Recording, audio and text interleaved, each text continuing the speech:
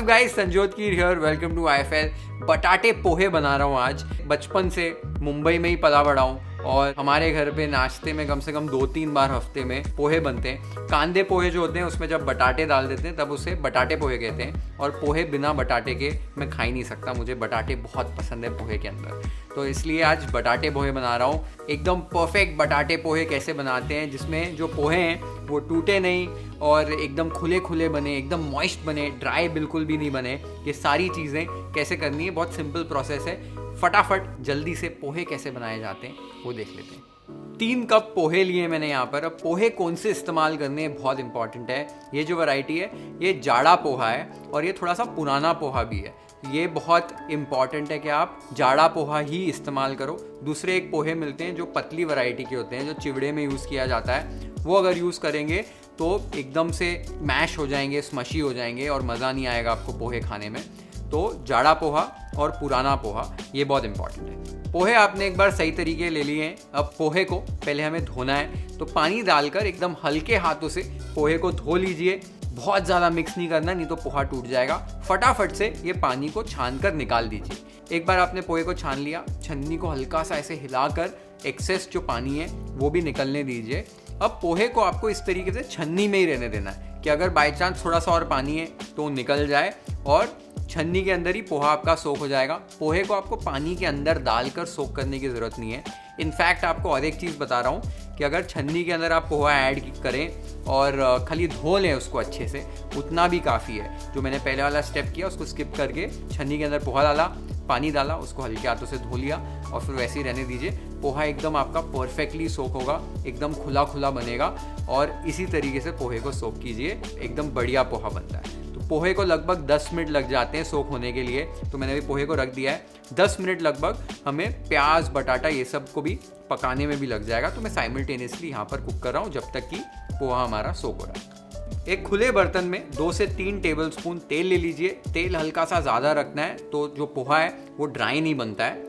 एक बार तेल गर्म हो जाए तब इसके अंदर आधा टीस्पून जीरा, आधा टीस्पून राई, 2 हरी मिर्चें, 10 से 12 कड़ी पत्ते और 2 टेबलस्पून मूंगफली, ये सारी चीज़ें डालकर आपको अच्छे से स्टर करना है और लो फ्लेम पर लगभग 1 मिनट के लिए कुक करना है। 1 मिनट बाद इसके अंदर 2 मीडियम साइज़ के डाइस किए हुए आलू मैं यहाँ पर ऐड कर रहा हूँ। आलू ऐड करने के बाद अच्छे से स्टर करके आपको आलूओं को जब तक कि वो 50% कुक हो जाते हैं, यानी कि आधे पक जाते हैं, तब तक पकाना है। और ये प्रोसेस में हमारी जो मूंगफली है वो भी अच्छे से फ्राई हो जाएगी। तो लगभग 4 से 5 मिनट में हमारे आलू जो हैं वो आधे पक जाएंगे, हल्का हल्का इन पे रंग चढ़ना शुरू हो जाएगा।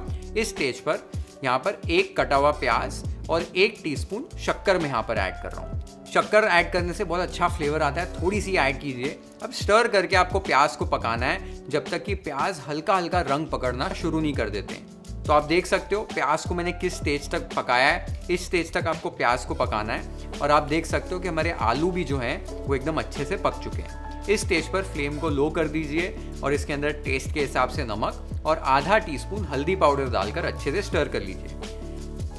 हमारे पोहे भी अभी सोख हो चुके हैं, चेक कर लेते हैं। आप देख सकते हो एकदम परफेक्टली हमारे पोहे सोख हो गए हैं। सोख पोहे को अब कढ़ाई में ऐड कर दीजिए। साथ ही में थोड़ा ताज़ा कटा हुआ धनिया और साथ ही में 1 टीस्पून नींबू का रस ऐड करके आपको भी एकदम लाइट हाथों से इसको स्टर करना है। यहाँ पर अगर आप एकदम अच्छे से स्टर करते जाएंगे तो पोहा टूट जाएगा, तो ध्यान देना एकदम लाइट हाथों से, हल्के हाथों से पोहे को स्टर कीजिए जब तक कि सारे जो पोहे हैं वो येलो रंग के नहीं हो जाते हैं। और बस 1-2 मिनट के लिए यहाँ पर आपको पकाना है। एक बार आपने अच्छे से 1-2 मिनट के लिए पका लिया है। यहाँ पर आपको एक टिप बता रहा हूँ, हल्का सा पानी जो है उसको ऐसे स्प्लैश करना है, छिड़क देना है, बस थोड़ा सा पानी, और फट से एकदम ढक्कन लगा देना है और फ्लेम को बंद कर देना है। और इसी तरीके से 3 से 4 मिनट के लिए ढक्कन लगा के रखना है। इस स्टेप से होता क्या है, जो पानी है वो स्टीम में कन्वर्ट होगा और हमारा जो पोहा है वो एकदम मॉइस्ट हो जाएगा। तो जब इसको खाएंगे बिल्कुल ड्राई नहीं लगेगा और एकदम मॉइस्ट लगेगा और बहुत ही बढ़िया लगता है पोहा। 3 से 4 मिनट के बाद चेक कर लेते हैं और आप देख सकते हो हमारा पोहा एकदम परफेक्टली रेडी हो गया है। अब इसके ऊपर ढेर सारा कोथिंबीर ऐड करो आणि आपण बघू शकता आपले स्वादिष्ट बटाटे पोहे तयार आहेत। चला यांना प्लेट करूया YFL स्टाईल।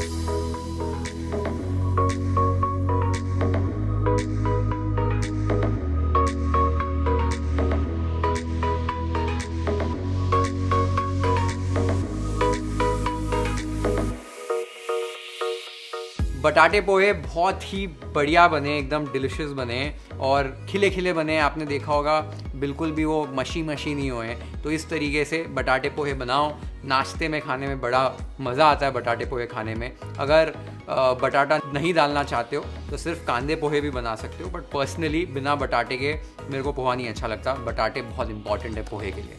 तो ज़रूर बनाओ ये रेसिपी। कमेंट्स मुझे बताओ आपको ये रेसिपी कैसे लगी।